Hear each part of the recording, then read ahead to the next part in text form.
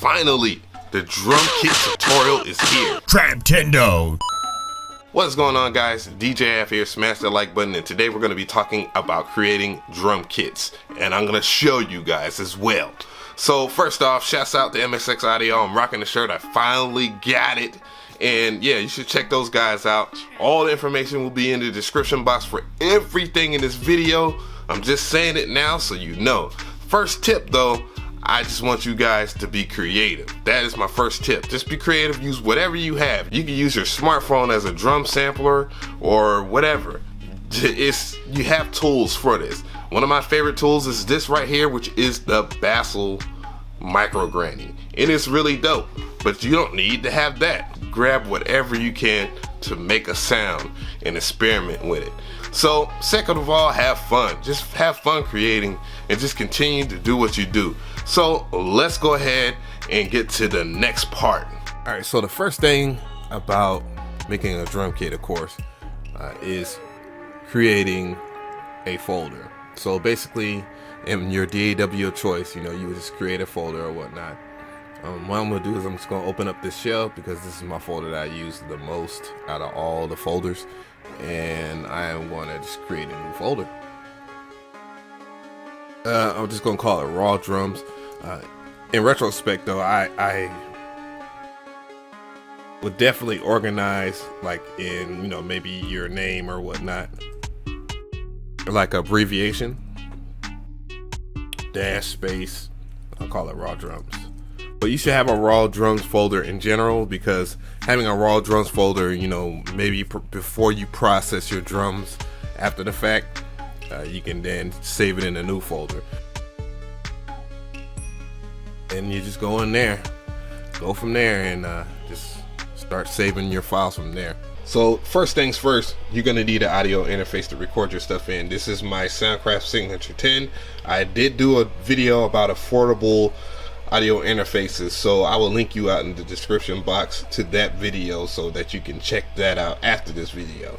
Second thing that you'll need, a microphone, just in case you want to record any voxes or vocals or such. If you're not gonna sample them off of like a vinyl or something like that, which I will get into that a little later, but this right here is an AKG Perception 120. It's a cheap microphone, really decent for like radio and stuff like that, but yeah, it'll get the job done. Condenser mics get the job done when you want to do things like rim shots and such. Third thing, I think we're on number 3. You're gonna need samplers. I got the SP404XX for sampling stuff in it, either recording audio or even sampling stuff like that I already have made, or even this one right here, which I just already talked about, which is the Micro Granny. And if you're really boss hogging it, you can get a Teenage Engineering OP1, which has a sampler on there as well. Really versatile sampler at that. Probably the best that you can get for its portability too. Alright, so we have this Arturia Drumbrute in front of us, and it's one of the many tools that I'm going to use in this video. I've already done it in many other videos, especially if you look at the links in the description box. I have tutorials on how to make snares and such with this. But for maracas and all kinds of kicks and such, when I want the analog feel, I go with this Drumbrute right here. And again, look in the description box. But there's also other things that I use, like when I want to make drum kits, like with rim shots. You got drumsticks, just something simple, $12. And this was free because it was randomly on the ground, and I took it a long time ago. And it's a piece of wood, good for making wood sounds. And here's another tool, vinyl. So I have some breaks right here, and these breaks are royalty free. So you got to keep in mind that when you're sampling stuff, that you're not just overly sampling something that's already been used over again and over again and doesn't have any rights reserved or something like that. So I usually buy like drum breaks and stuff that you could use. Last but not least, of course, we're gonna be using FL Studio, and this is how I record sounds and then further augmentate them from their raw files so they have something or sound different in altogether, and not just recording something and just copying and pasting. That is just not creating a drum kit. So I forgot 2 things to talk about. Well, this tool right here, which is very helpful. These are 2 guitar pedals. One right here is a lo-fi delay, and the other one is a lo-fi machine that helps with changing the character of the drums and such, so that you have something that it'll sound much different than it would if it was recorded in the normal 24-bit or 16-bit linear or whatever, you know, formats that people use. Definitely 12-bit and 8-bit sounds have a different feeling to them, very rough and edgy, and you want your drums to have snap, and these usually give your drums that snap. So the only other thing to do is to make some sounds. All right, so this is my usual setup here when I'm making like snares and whatnot. I have the snare routed to the Roland SP404SX, and then it's routed to, of course, my audio interface. And then from there, I just, you know, turn on my guitar pedal. This is how it sounds right now, and then once I turn that on, that's when all the processing and the decoding starts for changing the snare. Alright, so here I have like the EQs and whatnot. You can see the EQ is on track 3 for the snare. Let's go ahead and see it. And what I'll do is I will, you know, mess with the knob, mess with like the sweep, and, you know, get the snare sharp as possible. If it doesn't have like a lot of body to it, I will give it more body by messing with the mid-range. If it's not loud enough, I will adjust it on the SX. Should be loud now. Then I'll just continue to mess with the snare until it sounds like something I want.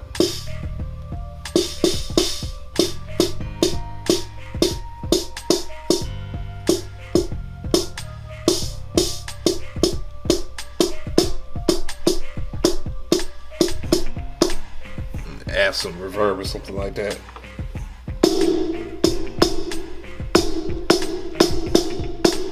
Next is recording rim shots. You know, if you like to have different rim shots in drum kits or use them, usually just rim shots are caused by drum sticks.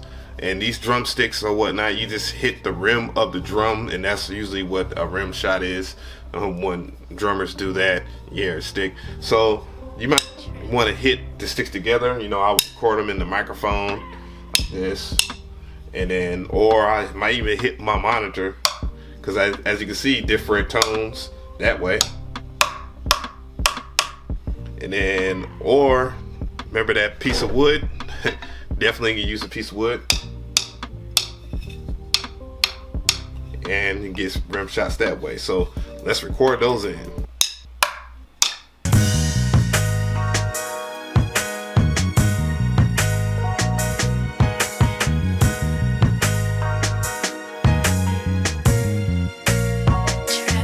Alright, so for this next bit, I changed the setup right over here. I got the electronic sampler for display purposes, but I'm going to be sampling into Teenage Engineering's OP1, which also is routed to the SP404. And I'm going to sample some breaks in, and this is the way I prefer to sample breaks in.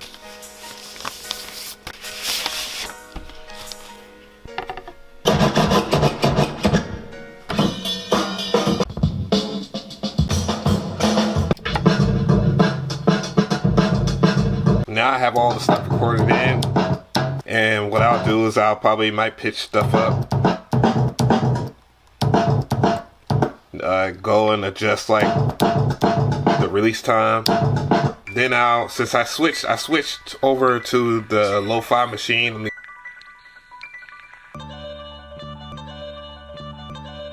I switched over to that. That's this pedal. I'm gonna engage it. And you can hear it got a little dirtier.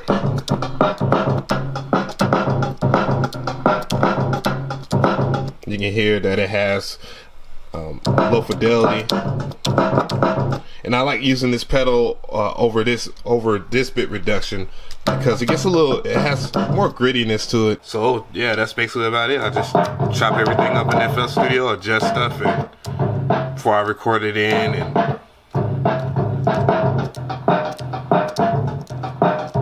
then go from there and see what works and see See, that's how it sounds without any effect.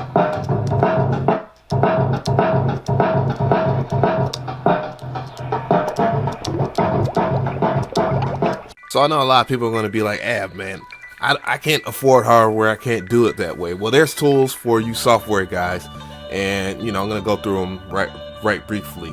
So the first tool that you can use, like for making kick drums, and I know that guy's going to come in the comment section and say not Punchbox, it's Punchbox. But yeah, it's a really good tool, and I've talked about all these tools before, but let's bring it up again. You can make kick drums and stuff from scratch or whatnot, and just go from there. It's really easy. I talked about this in full detail already. All the information will be in the description. Then for those people that really champion kick 2, I really like kick 2 for making 808s, not maybe for kick drums, but it does excel in that, so there's an alternate there. But definitely for 808s and stuff like that, it's very useful.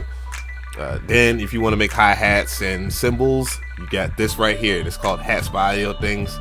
Then if you want to make some snares and stuff from scratch, you got Stacker here, and you also can layer your snares as such as well. So that's just not the end all be all with just creating snares from there.